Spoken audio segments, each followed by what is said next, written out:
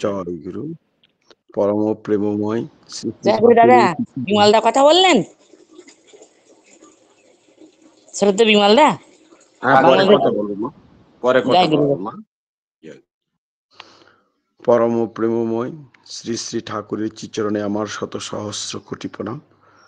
পরম আরাধ্যা জগজ্জনী চিচি বড়মার চিচরণে আমার শত সহস্র কোটি প্রণাম। পরম পূজ্য পাদ ও শ্রী শ্রী বরদার চিচরণে আমার শত সহস্র কোটি প্রণাম।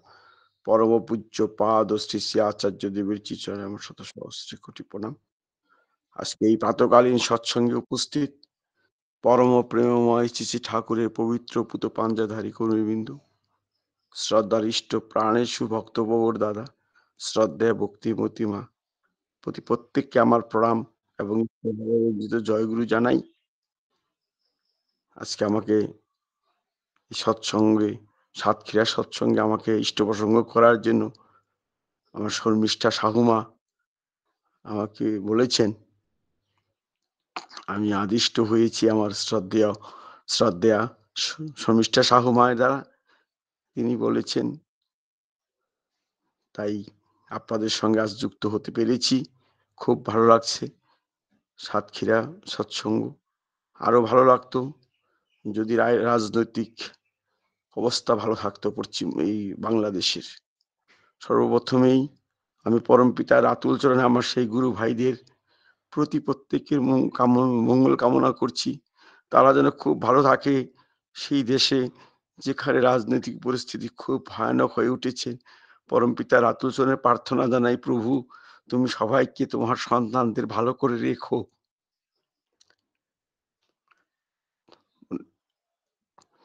ওনারা যারা খুব ভালো থাকে, সুখে শান্তি থাকে, তাদের রক্ষা করো তুমি। তুমি তো ত্রাণকর্তা, পুরুষোত্তম, যুগ পুরুষোত্তম, তুমি তুমি তাদের ত্রাণ করবে। যে ছলে বলে কৌশলে রক্ষা করাই তোমার কর্তব্য। আর তুমি আমাদেরকে রক্ষা করে চলছো। আমাদের সেই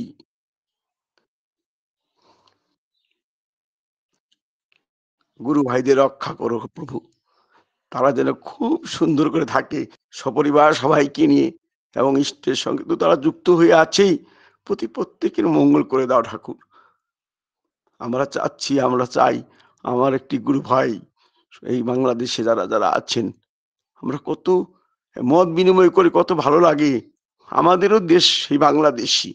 আমার বাবা ঠাকুরদা সেই বাংলাদেশে জন্মগ্রহণ করেছেন। সেখানের প্রতি আমাদের ভালোবাসা, সেটা নিগুড় ভালোবাসা একটা আছে। এত ভালোবাসা আছে, কোনো সময় মনে হয় যদি যদি সেই কোনো রকম রাজনৈতিক ঝামেলা না থাকতো, হয়তো সেখানে আমরা আমাদের পিতৃভূমি, আমাদের দাদু, তার পূর্ব যত জেনারেশন জন্মগ্রহণ করেছে পৃথিবীর বুকে মনুষ্যরূপে, সবাই সেখানেই কাটিয়েছেন। তাই তার প্রতি একটা সেই যে আমাদের ব্লাডের মধ্যে, ওই যে ঠাকুর একদিন বলছিলেন না, এক রুগী মানে ঠাকুরের শরীরটা একটু অসুস্থ, তো তাকে ওই রক্ত নিতে এসেছে। তো রক্ত নিতে ঠাকুরের রক্ত ব্লাড টেস্ট করবে, তো ব্লাড টেস্ট করবে এতে রক্ত নিতে এসেছে। রক্ত যখন নিতে এসেছে, সে সিরিঞ্জ দিয়ে রক্ত নিয়েছে, নিয়ে ওই ছেলেগুলি যখন এগিয়ে যাচ্ছে, তো এগিয়ে যাওয়ার সময় শোন শোন শোন শোন শোন, তুই যে তোরা যাচ্ছি শোন, এই যে রক্ত নিলি, এই রক্ত যেন এক ফোঁটাও আমার মাটিতে না পড়ে। তখন ছেলেগুলি ভাবলো কি বলে, এই যে রক্ত নিলি, এই রক্ত যেন এক ফোঁটাও মাটিতে না পড়ে, কারণ এই রক্তই আমার মা বাবা। তারপর আবার বললেন, এই রক্তই কিন্তু আমার মা বাবা। আর সেই রক্ত আমার মা বাবার, তিনি কি মানে ভাব তার হৃদয়ে, যে রক্ত তিনি তার শরীর থেকে টেস্ট করার জন্য নিয়ে যাচ্ছে শরীর অসুস্থতার জন্য, তিনি বলছেন সেই বাপ মায়ের দয়াতেই আমার শরীরে এই রক্ত এসেছে, আর এই রক্ত নিয়ে আমি পৃথিবীর বুকে অবস্থান করছি, আর এই রক্তের মধ্যেই তারা বেঁচে আছেন আমার মধ্যে। আর তাই তো তিনি ঠাকুর বৈশিষ্ট্য বলে অপূর্ববান। তিনি যুগে যুগে আসেন, তিনি কি পুরুষ আমরা বুঝতেই পারি না। তিনি এই পৃথিবীর ধরাধামে এসেছেন শুধু মানে মানুষকে রক্ষাই করতে। তাই আমরা তার চিচরণ প্রান্তে নিবেদন করতে পারি, প্রভু সবাইকে রক্ষা করো। সেই যে বাংলাদেশের কথা বলছিলাম, সেই বাংলাদেশ আমার শরীরে যে রক্ত আছে, তাও আমার ওই আমিও বলবো আমার বাবা আর মা, এক ফোঁটা রক্ত আমার বাবা আর মা। আর আমার বাবা আর মা যেহেতু রক্ত, তাহলে তারাও সেই বাংলাদেশে বসবাস করতেন। তাদের সেই ভালোবাসার কথা শুনেছি দাদুর মুখ থেকে, সেই দেশের কথা, কত সুন্দর সুন্দর কথা। আজ আমরা পর্যায়ক্রমে এসে আমার বাবা আর কি সেই পর্যায়ক্রমে এসে আসামে এসে এখানে বসবাস করা শুরু করলো। কিন্তু আমাদের একটাই সৌভাগ্য, পরম পিতার চিচরণে আমার দাদু থেকেই যুক্ত হয়েছিলাম।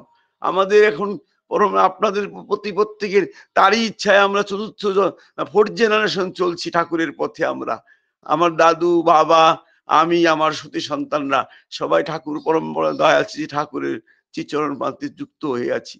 তাকে নিয়ে আছি পৃথিবীর বুকে। তিনি তো সর্বময় গুরু, সর্বদেবময় গুরু। তাই তাকে নিয়ে জীবনের পথে চলতে গিয়ে বাধা বিপত্তি তো আসবেই, সেখান থেকে আমি পার হয়ে যেতে থাকবো। তাই ঠাকুর এক জায়গায় বলেছেন, সজাগ থেকো, কারণ প্রিয় পরম কখন আসবেন তার কোনো ঠিক নেই কো। তুমি হয়তো আশা করনি যখন, তখনই এসে পড়বেন। এটা বলছিলেন 1955 সনের সকাল 6টা 15 মিনিটে সেটা বলা আছে, কিন্তু কোথায় লেখা আছে সেটা বলা নেই বইটিতে। হ্যাঁ, যাই হোক, দেবী প্রসাদ মুখোপাধ্যায় রচিত সর্বোত্তম নরলীলা গ্রন্থে এই কথাটি বলা আছে। তিনি বলেছেন, সাবধান থেকো, সজাগ থেকো, তিনি কখন আসবেন তা কিন্তু ইয়ত্তা নেই। যে কোনো মুহূর্তে তিনি পৃথিবীর এই ধরার বুকে তিনি আসবেন। আর তাই তিনি নররূপে এই ধরার বুকে, পৃথিবীর বুকে তিনি এসেছেন নরলীলা করতে। আর তিনি এসেছে শুধু সাধারণ মানুষের মতো, একটা সাধারণ ধুতি পরে, একটা গেঞ্জি পরে, খালি গায়ে সাধারণ মানুষের মতো করে তিনি বেঁচেছিলেন সারাটা জীবন। কিন্তু কি তার কি অপরিসীম ভালোবাসা মানুষের প্রতি, একটি মানুষের জন্য তিনি সব কিছু করতে পারেন। তিনি বলেছেন, তিনি তিনি এমন যে তার সমস্ত কিছুই তার, এই পৃথিবীর সমস্ত কিছুই তার।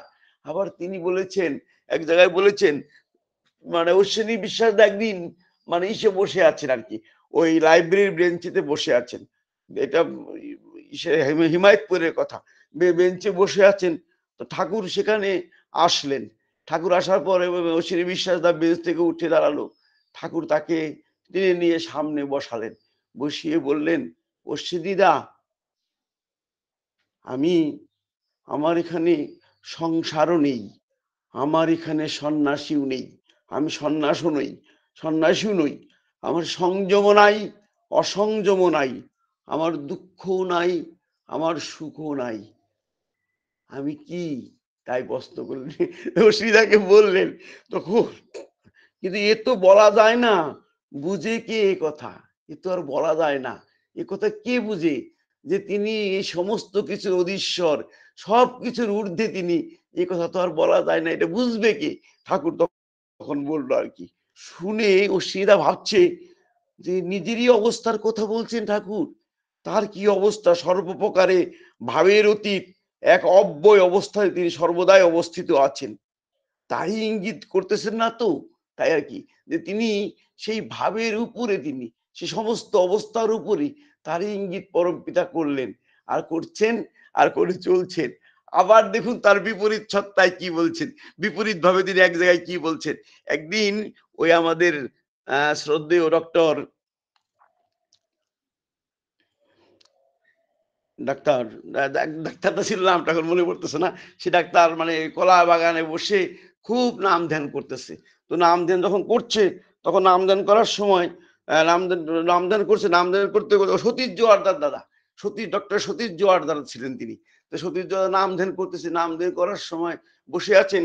তো হঠাৎ একটু ধ্যান করতে তিনি অমনি শুনতে পেলেন, এই নে উঠ, অনেক হয়েছে, আর নাম ধ্যান করতে হবে না, এখন রুগী দেখে যা। তিনবার লোক এসে ফিরে গেল, আর উনি এখানে ধ্যান করছেন। কি বাহাদুর, ঠাকুর বলছে। মানে তাই তিনি শুনতে পেলে ঠাকুর এই কথা বলছেন, কি বাহাদুর, বহুত বড় নামই হয়ে গেছে। হ্যাঁ, উঠে পড়লো তাড়াতাড়ি, বাইরে ভাবলো কে বললো এই কথা, ঠাকুর আমাকে কথা বল, ঠাকুরকে তো দেখছি না, কোথায় ঠাকুর? ঠাকুর তো নেই। তিনি যেন ঠাকুরের কথাই শুনতে পেলেন, বাইরে এলেন, বাইরে এসে শুনে জরুরি কল দেখবার জন্য একটি লোক তিনবার এসে ফিরে গেছেন। এখনই তিনি এসে আবার দাঁড়িয়ে আছেন, তাই তার সঙ্গে তিনি রওনা দিলেন। আর মনে মনে ভাবলেন, তাহলে কি সংসারের মধ্যে তিনি আছেন? তিনি কি আর হ্যাঁ, তোমার সংসার একদাই বলেছেন, হ্যাঁ তোমার সংসার, তোমার ডাক্তারি, তোমার চাকরি, তোমার ব্যবসা সব তার। এই পৃথিবীর সমস্ত কিছুই তার।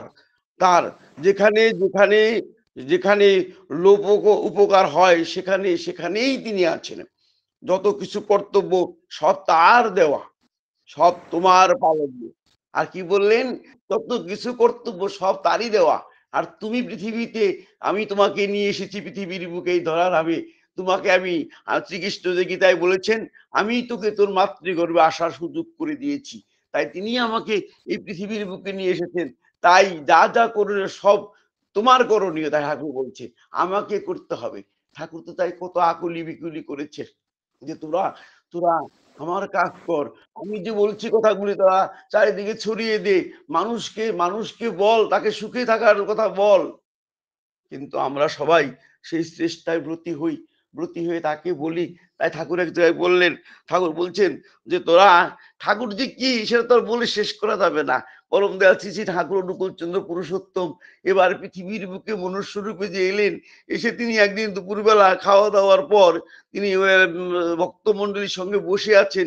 বসে বলছেন, আজ সকালে যখন আমি সন্ধ্যা করছিলাম, সন্ধ্যা করার সময় দেখলাম আকাশ থেকে নন্তুষ, মানে পূজনীয় শ্রী শ্রী বরদার মৃত পুত্র, যে ছেলেটা মারা গেছে, সেই পুত্র নন্তুষ আকাশ থেকে ভয় পেয়ে হাত পা কেমন করে করে ছুটতে ছুটতে এসে দাদু দাদু বলে আমার ভিতর ঢুকে গেল।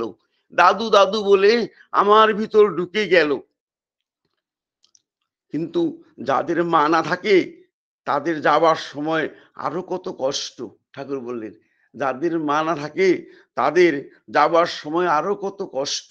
সেই যে নন্তুষ, এই যে আমার শ্রী শ্রী বরদার ছেলে, কি বললেন তিনি, যে তার মধ্যে এসে ঢুকে গেল।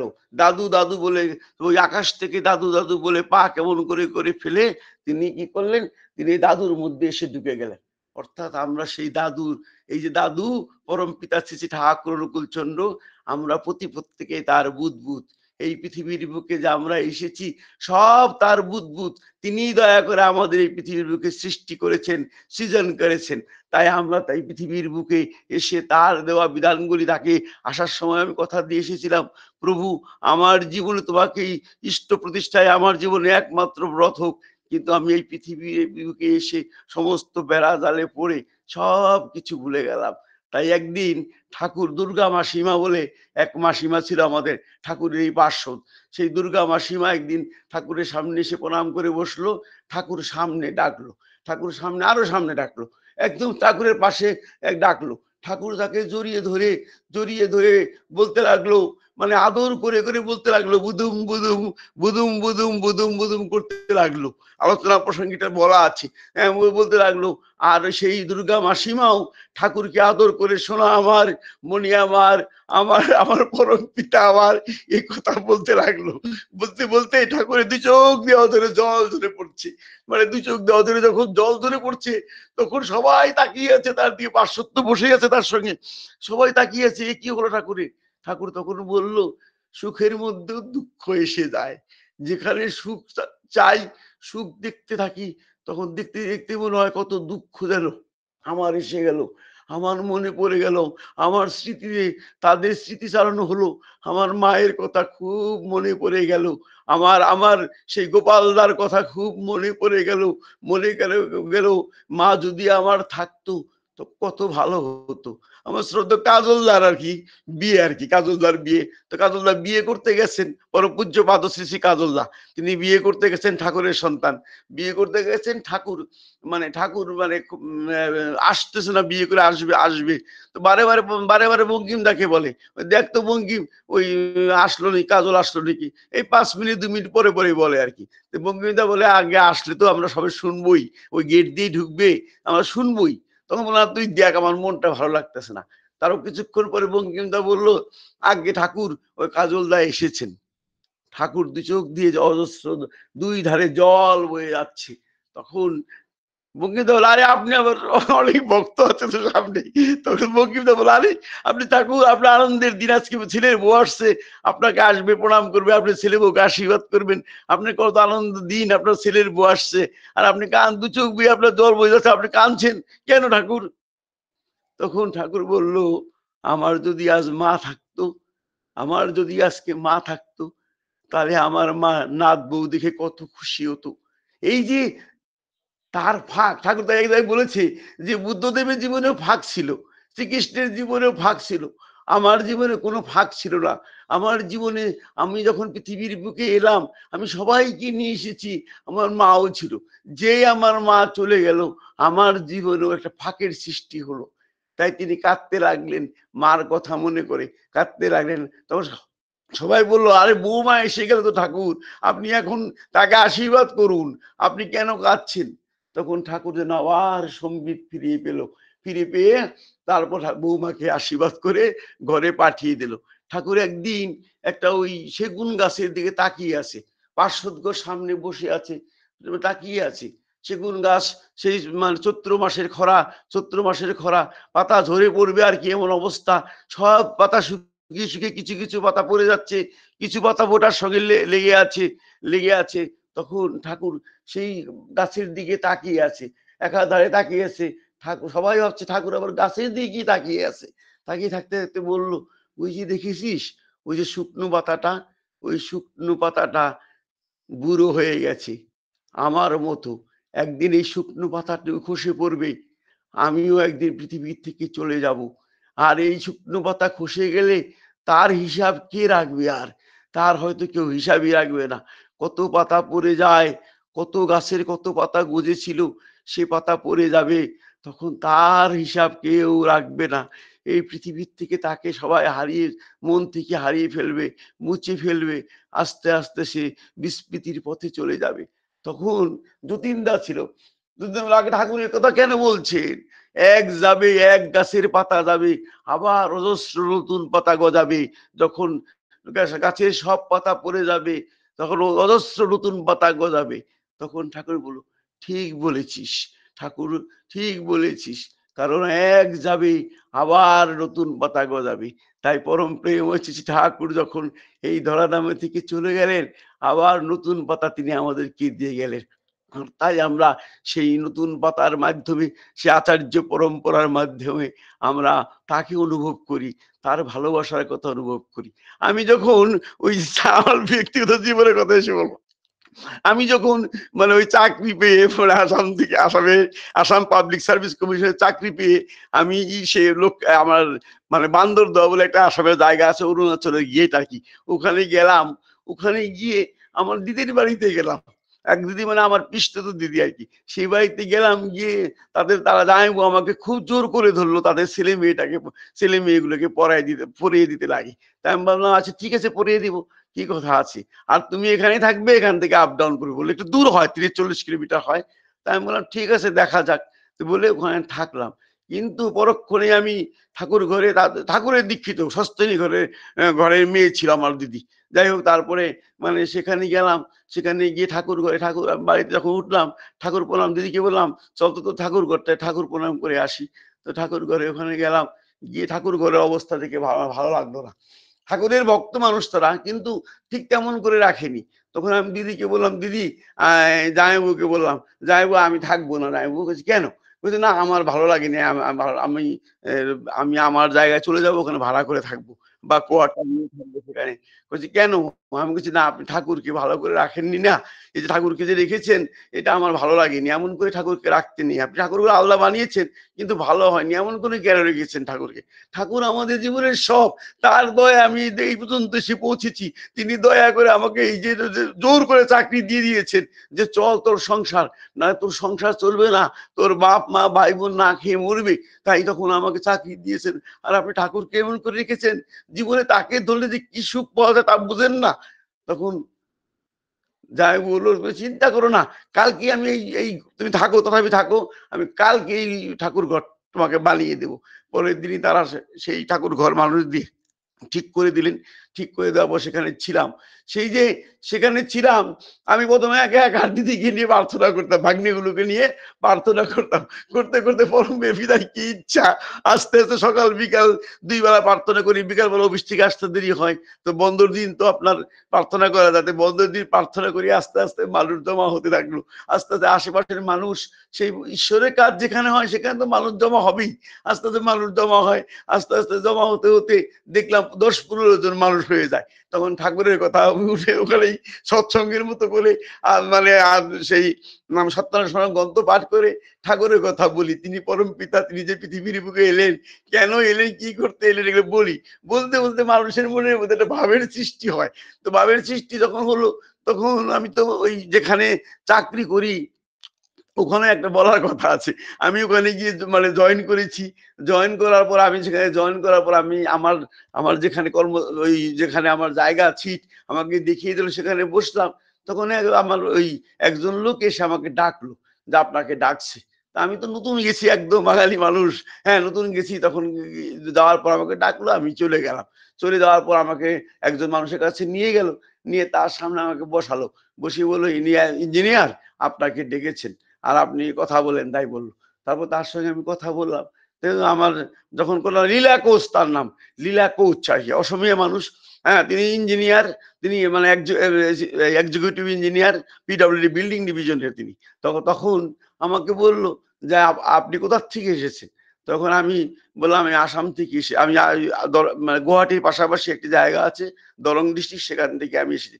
বিভিন্ন কথার ফাঁকে আমি এক সময় যেন ঠাকুরের কথা কেন বললাম তাকে, যে না আমার ইচ্ছা তো আমি চলিব নোৱাৰো, তেওর ইচ্ছা চলিব লাগে। পরম পিতা আমার একজন আছে তো, আমার একজন পরম পিতা আছেন তো, তিনি আমাকে লক্ষ্মীপুরে ট্রান্সফার, এত দূরে এসেছেন। উনি আমাকে জিজ্ঞাসা করলো এত দূরে আপনি কেন এলেন, বাড়ির বাসায় তো কোথাও কোথাও পোস্টিং নিতে পারতেন।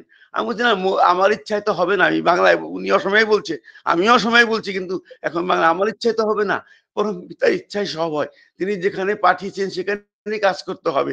তার দয়া হলে আবার তিনি এখান থেকে নিয়ে যাবেন। এই কথা শুনে তিনি আমাকে বললো, আপনি কি ঠাকুরের দীক্ষিত? আমি বলছি হ্যাঁ, আমি পরম প্রেমজি ঠাকুর অনুকূল চন্দ্রের চরণ আশ্রিত। তখন বললো যে আপনি ঠাকুরের দীক্ষিত? ময় তো ঠাকুরের দীক্ষিত।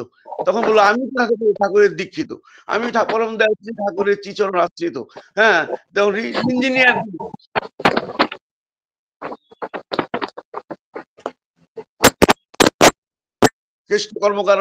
কেষ্ট কর্মকার দাদা। হ্যাঁ, তারপর আমি তো ঠাকুরের দীক্ষিত, আমি ঠাকুরের সহপ্রতিনিধিত্বিক। তিনি বললেন আমি ঠাকুরের সহপ্রতিনিধিত্বিক, আমি তো আপনার একই অফিসে কাজ করি। এই যে তার প্রতি যে তিনি যে সহপ্রতিনিধিত্বিক, তিনি ইঞ্জিনিয়ার, আমার সেকেন্ড বস আর কি উনি। তখন উনার সঙ্গে আমার একটা ভাবের সৃষ্টি হলো। তারপর তিনি ওই ২-১ দিন যাওয়ার পর আমাকে বলে যে প্রত্যেকদিন সে বলে আর কি, আপনার অফিস আওয়ার্স মানে অফিসের পরে বলে চলেন আজকে রেলওয়ে কলোনিতে যাজন করতে যাব। ওই ইনি সাইকেল চালান, সাইকেল তখন সে ৯০-এর দশকের কথা। তখন তো আর গাড়ি ঘোড়া স্কুটার টুটার এত নেই, আর মানুষের সেই অবস্থাও নেই, আর চাকরি করা মানুষের তেমন স্যালারিও তো ভালো ছিল না। তিনি একটা সাইকেল নিয়েছেন, সেই সাইকেল চালান, তার পেছনে আমি উঠি। তো দুইজনে গিয়ে উঠে বিভিন্ন জায়গায় যাই, ঠাকুরের কাজ করি, ঠাকুরের কথা বলি, আর আমরা দুজনে মিলে তাকে মানুষকে দীক্ষা দিই। তবে ওই ১ ঘন্টা কথা বলে সেখানে দীক্ষা হয়। তিনি ধুতি পাঞ্জাবি সবসময় নিয়েই ঘুরতেন। আর তখন তো আর অত কর্মী নাই, কর্মীর খুব অভাব। তো উনার পেছনে, সাইকেলের পেছনে আমি বসে তা এক বাড়িতে গেলাম, হয়তো চেনা জানা বাড়িতে গেলাম, বা উনি ওনার চেনা জানা বাড়িতে গেলাম, সেখানে ঠাকুরের কথা বলতে বলতে ঠাকুরের কথা, তাদের ঠাকুরের প্রতি ভালোবেসে তারা বলে এখনই দীক্ষা নিতে পারি? ওই যে হ্যাঁ, এখনই নেওয়া যায়। ওই তখনই হয়তো দীক্ষা হয়ে গেল। আর তারপরে তিনি একদিন আমাকে বলেন, খুব ভক্ত মানুষ ছিল। তিনি বলেন একদিন, আজকে আমার না খুব দই খাওয়ার ইচ্ছা হয়েছে। তিনি আমাকে বললো আর কি, যে আমাকে বুঝিয়েছি বাসায়, আজ মোর খুব দই খাবলে মন গেছে, তার মানে আমার কাছে খুব দই খাইতে মন গেছে। আমি বলছি ঠিক আছে, কোনো সমস্যা নাই, দই তো দোকানে পাওয়া যাবে, খাওয়া যাবে। বলছে নাই নাই, চলেন আগে ঠাকুরের কাজ করে আসি। তো আমরা দুজনে মিলে সেই ঠাকুরের কাজ করতে সাইকেলের পিছনে আমি বসলাম, উনি সাইকেল চালিয়ে যায়, সাইকেল চালিয়ে চলে গেলাম ৮ কিলোমিটার দূরে। সেখানে ঠাকুরের কাজ করে মানুষকে জাদন করে যেখানে গিয়ে উঠলাম, সেখানে ঠাকুরের কথা বলতে বলতে তারা আমাদেরকে লুচি ভাজি আর দই এনে দিল। দই এনে দিল, দিলে আমার দিকে তাকিয়ে বলে যে কেনে হল, মানে কি হলো, পরম পিতার ইচ্ছায় যদি সবই হয়, তিনি তো আমাকে দইও জোগাড় করে দিলেন, দই খাওয়ার সুযোগ করে দিলেন। আমার দই খাওয়ার ইচ্ছা ছিল, আর পরম পিতা আমাদের দুজনকেই দই খাওয়ার সুযোগ করে দিলেন। তিনি দই খেলেন, দই খেয়ে তিনি তারপরে দই খেয়ে বলে তার ইচ্ছায় সব হয়। খুব ভক্তপ্রাণ মানুষ ছিল, একদম সৎপরায়ণ ঋত্বিক মানুষ, তিনি খুব ভক্তবান। তারপর তাকে নিয়ে আমি যে বান্দরদোয়া থাকতাম, তাকে নিয়ে সেখানে দীক্ষা দিয়াতাম। আমার এক ভাগ্নে ছিল, নাম নাম সে বড় অফিসার এখন বর্তমান, খুব বড় চাকরি করে সেন্ট্রালে। তো সেই ভাগ্নেকে আমি ঠাকুরের কথা বলি, আমি ওই সন্ধ্যাবেলায় বারান্দায় দুয়ারে বসে ঠাকুরের কথা বলতে থাকি। তো ঠাকুরের কথা বলি, আর কি বলবো, জীবনে কি আছে আর, পরম পিতাই তো জীবনের সব। ছেলেগুলোকে পড়াই আর ঠাকুরের কথা বলি, দিদি জামাইবাবুকে ঠাকুরের কথা বলি, মানে অ্যাক্টিভ করার প্রেরণা দেই আর কি, বলতে থাকি। তো ওই ঘরে, পাশের ঘরেই মানে একটা ওই আমার জামাইবাবুর ভাগ্নে আর কি, তাহলে আমারও ভাগ্নে হয়। তো জামাইবাবু যখন ভাগ্নি ছেলে চাকরি করে অরুণাচল প্রদেশের সেন্ট্রাল গভর্নমেন্টের জব করে, তো সেখানে সে জব করছে, তা আমি ঠাকুরের কথা বলি, ও আর ৮-১০ জন বন্ধু বান্ধব নিয়ে বসে ওরা নানান রকম কথা বলে ওই অন্য রুমে। তখন আমি যখন ঠাকুরের কথা বলি, তখন ওরা আমাকে ইনসাল্ট করে, আমাকে টিটকার করে, ইনসাল্ট করে বলে, ওই যে ঠাকুরের মানুষ দেখ, সারা দিন রাত শুধু একটাই তার মুখে কথা, খালি ঠাকুর ঠাকুর করে, অন্য কথাই নাই। সারাদিন যখনই তার লোক আলাপ করবি, তখনই শুনবি সে ঠাকুরের কথা বলতেছে। এক লাইন তোমার কথা জিজ্ঞাসা করবো, তোমার হয়তো আমার কথা জিজ্ঞেস করলে ভালো আছো কেমন আছো জিজ্ঞেস করেই পারলে সুযোগ পাইলে ওইখানে ঠাকুরের কথা বলবে। ঠাকুর পাগল, ব্রেনের দোষ আছে, এই কথা আমাকে বলে বসলো। এদের মাথা, এরা এরা পাগল, এদের মাথায় পোকা আছে, এই জন্য এরকম করে, মানে এরকম কথা বললো। আমি কিন্তু শুনতে পেরেছি, শুনে না শোনা ভাব করে আছি যে আমি কিছুই শুনি নাই। পরম পিতা তার চরণে আমি প্রার্থনা জানলাম, প্রভু সৎমতি দাও, ও যেন ঠাকুরের চরণ আশ্রিত হয়ে তুমি যে কে ও যেন বুঝতে পারে। তখন আমি এইরকম করে 2 দিন তার সঙ্গে 2 দিন কথা বলার পরে একদিন একটা বই দিলাম ওকে পড়ার জন্য। খুব ইন্টেলিজেন্ট, বুদ্ধিমান ছেলে, খুব মানে কেরিয়ার খুব ভালো, জীবনে পড়াশোনায় খুব ভালো ছিল। তারপর আমি বললাম যে তুমি এই বইটা পড়ো তো, তুমি তো আমাকে সেদিন কি কি যেন বলছিলে আমি শুনতে পাইনি, কিন্তু তোমরা বন্ধু বান্ধবরা বলছো এই বইটা পড়ো তো। তখন ওই বইটা দিলাম, একটা বই দিলাম তাকে, ঠাকুরের বই দিলাম পড়তে। পরে সে মানে এত ভালো পেয়েছে, মানে ডিটিক্যালি ওই অফিসেই পড়াশোনা করেছে, কোন ফাঁকে মধ্যে পড়াশোনা করেছে ভগবান জানে। ওই ফাঁকে পড়ে আমাকে বললো, মামা এত সুন্দর ঠাকুরের বই, বা আপনি কি লিখেছে, আপনি আমাকে আরো বই দিবেন। ওই আমি ওকে বই দেওয়া শুরু করলাম। বই পড়তে পড়তে এমন হয়ে গেল, একদিন আমাকে বলে ঠাকুর, আমাকে বলে ঠাকুর যে পৃথিবীর বুকে এসেছেন অনেক মানুষই তো জানে না, মামা আপনারা কেন ভালো করে বড় করে বলেন না। আমি যে বড় করে বলতে গেলে তোমাদের মতো মানুষ লাগবে তো, কারণ তোমরা সবাই যখন আমরা তার চরণ প্রান্তে যুক্ত হব, তখন আমাদের দেখে অন্য অন্য আশেপাশের যারা মানুষ আছে তারা প্রভাবিত হয়ে উঠবে। তারা বলবে এরা এত ব্যতিক্রম কেন, আমাকে দেখে আমি যখন হেঁটে যাব, তখন আমাকে আমার চরিত্র চলন কথাবার্তা দেখে যখন আমার ব্যতিক্রম দেখবে, তখন মানুষ বলবে এর এত ব্যতিক্রম কেন। তখন বলবে যে না, এ ঠাকুরের মানুষ তো, তাই তিনি ব্যতিক্রম। তাই তোমরা যদি সবাই তার চরণ প্রান্তে যুক্ত হও, তখন তোমরা যদি অ্যাক্টিভলি চলা শুরু করো, দেখবে সব মানুষ তোমার আপন হয়ে যাবে, এবং ঠাকুর সারা বিশ্ব জুড়ে ঠাকুরের প্রচার হবে। এই কথা বলার পর ওদের কি মনের ভাব হলো, বলছে মামা আমি আগামী সোমবার দীক্ষা নিব। আমি বলছি তুমি দীক্ষা নিবা, তুমি এত বৈষ্ণব গুরুদেবের ঘরের সন্তান, আর তুমি সেদিন আমাকে পাগল বলছিলা, তুমি দীক্ষা কেন নিবা গো শোনা। আমি বললাম ভাগ্নে হয়তো তুমি দীক্ষা নিলে অসুবিধা হবে না তোমার। বলছে আমি কোনো কথাই মানবো না মামা, আমি পরম দয়াল শ্রী ঠাকুর অনুকূল চরণে আশ্রিত হব। আর আমি শুধু একা হব না, আমরা 15 বন্ধু বান্ধব, এই 15 জনে একসঙ্গে দীক্ষা নিব। ওই তারপর বড় করে সৎসঙ্গ করে ইটানগর থেকে অনেক গুরু ভ্রাতা নিয়ে আসা হলো, ঋত্বিক দেবতা থেকে নিয়ে আসা হলো, সবাইকে একসঙ্গে বসিয়ে 15 জনকে দীক্ষা দেওয়া হলো। তো এমনি করে করে ঠাকুরের কাজ করতে করতে, তার সঙ্গে চলতে চলতে একটা কোন সময় যেন এরকম মনে হয়, প্রভু তুমি আমাকে দয়া করে পৃথিবীর বুকে নিয়ে এসেছিলে, তোমার সঙ্গে যুক্ত হয়ে আমার জীবনটা ধন্য করতে পারলাম কিনা জানি না, কিন্তু তুমি যে দয়া করে আমাকে ধরে রেখেছো, তার জন্য তোমাকে অশেষ ধন্যবাদ প্রভু। তুমি এসেছো পৃথিবী। তাই যে খ্রাইস্ট একটা কথা বলেছে, খুব সুন্দর একটা কথা বাইবেলে বলেছে, no man can come to me, accept the father that send me to draw. ঠাকুরকে এই কথাটা বস্তু যে জিজ্ঞাসা করলেন এক পার্শ্বদ, ঠাকুর কি বলি? হ্যাঁ, জয় গুরু, সময় হয়ে গেছে, দেখেছি সময় হয়ে গেছে, 30 মিনিট হয়ে গেছে। তো ঠাকুরকে বললো আর কি, যে তখন ঠাকুর বললো, শাস্ত্রেও বর্ণিত আছে আমাদের, যে বলে যে জমই বয়স কুনুতে তেন লভ্য, যিনি তাকে বরণ করেন একমাত্র সেই তাকে লাভ করতে পারেন। যিনি তাকে বরণ করেন একমাত্র সেই তাকে লাভ করতে পারেন। কি অসাধারণ কথা! যিনি তাকে বরণ করেন একমাত্র সেই তাকে লাভ করতে পারে। তা আমি যদি তাকে বরণ করি, আমার জীবনে যদি তাকে বরণ করে বরণ দ্বারা সাজিয়ে তাকে ডেকে নিয়ে আসি, তাহলে আমি তাকে লাভ করব। আমার জীবন তখন সার্থক হয়ে উঠবে, আমার এই পৃথিবীতে জন্মগ্রহণ করা সার্থক হয়ে উঠবে।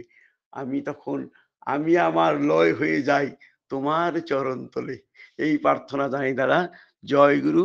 আপনারা সবাই ভালো থাকবেন। পরম পিতার আতুল চরণে আপনাদের প্রতি প্রত্যেকের মঙ্গল প্রার্থনা করছি, ইষ্টময় মঙ্গলময় জীবন প্রার্থনা করছি। তারই চরণে জয় গুরু, জয় গুরু।